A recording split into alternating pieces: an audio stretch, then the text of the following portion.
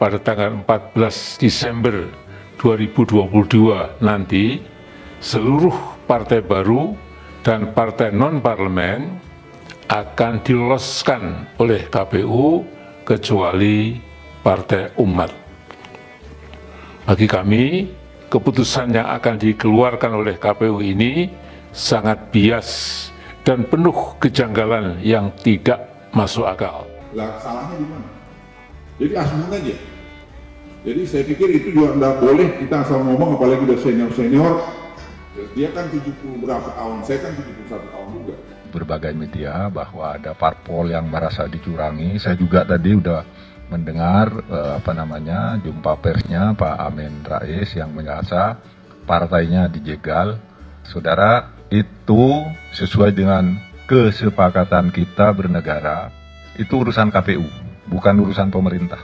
Ketika kita reformasi dulu katakan urusan pelaksanaan pemilu itu adalah urusan KPU yang merupakan lembaga yang independen. Itu bunyi Undang-Undang Dasar, independen. Pemerintah tidak ikut campur. Dan KPU itu dipilih oleh parpol. KPU itu dipilih oleh parpol. Amin Rais ngomongnya kayak comberan. Hari-hari maki orang, hari-hari menyebutkan tidak ada baiknya Jokowi, tidak ada baiknya pemerintah.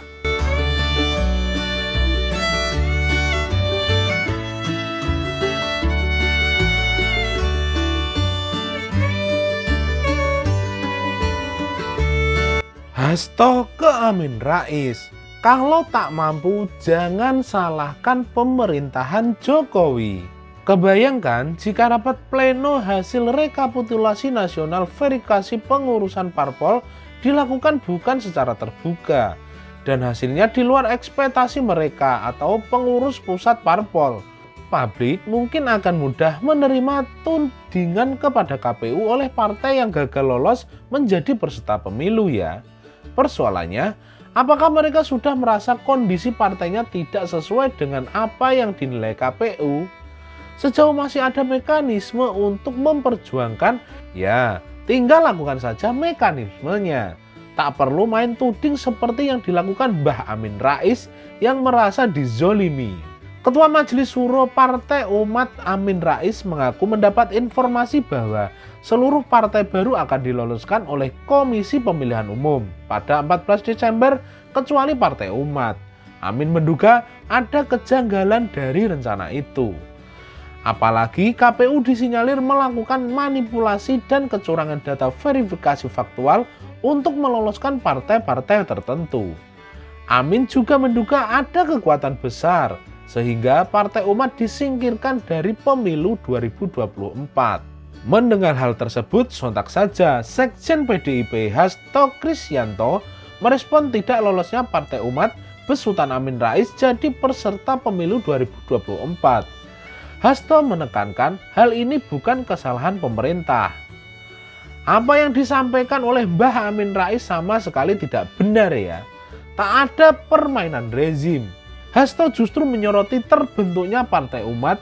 Dia menyebut Partai Umat terbentuk karena ketidakkompakan Ketua Umum PAN Zulkifli Hasan dan Amin Rais yang kala itu masih berada di PAN. PAN ini kan tradisinya kan sangat lama ya. PAN hadir dari reformasi. Jadi kenapa meninggalkan Partai Amanat Nasional? Lanjutnya, Hasto menyarankan sebaiknya Amin Rais tidak berusaha menutupi ketidakmampuan Partai Umat dengan menyalahkan pemerintah.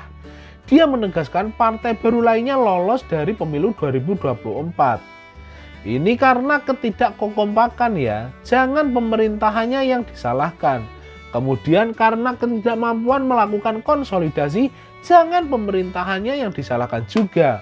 Buktinya, partai yang lain lolos kok, tegas Pak Hasto. Mantan politisi Partai Amanat Nasional itu menegaskan pihaknya akan melakukan perlawanan terhadap hasil penetapan KPU yang diduga diintervensi oleh kekuatan politik besar. Sehingga Partai Umat dinyatakan tidak lolos sebagai peserta pemilu di 2024. Bak pendekar kungfu Mbah Amin Rais bertekad melawan segala hambatan. Dan yang membuat miris seolah-olah partainya merupakan ancaman bagi kekuatan politik yang sudah eksis. Hanya disayangkan dia tidak mengungkapkan siapa yang dimaksud kekuatan politik tersebut. Hal yang dikhawatirkan jika ternyata KPU sudah melakukan aktivitas di lapangan, namun partai yang gagal itu hanya membesar-besarkan apa yang secara faktual tidak ada. Artinya, keputusan KPU memang berdasarkan bukti yang ditemukan ya. Kalau demikian akhir ceritanya, kita jadi berpikir, demikian rumitnya para pejuang kekuasaan itu bermanuver. Sejauh proses gugatan itu masih berjalan, kita tentu tidak bisa banyak berasumsi. Masih banyak hal yang kemungkinan terjadi dalam proses verifikasi ulang atau apapun itulah. Seperti apapun mekanisme yang terakomodasi dalam PKPU. Mantan Ketua KPU Ilham Saputra menyatakan tahapan verifikasi administrasi dan faktual partai politik peserta pemilu menjadi fase yang paling krusial. Hal itu diungkap Ilham dalam program obrolan malam di BTV.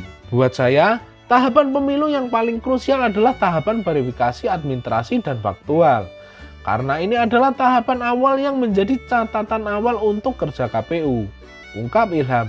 Ilham mengatakan proses verifikasi administrasi dan faktual bisa menjadi tolak ukur KPU dapat menyelenggarakan pemilu dengan optimal atau tidak.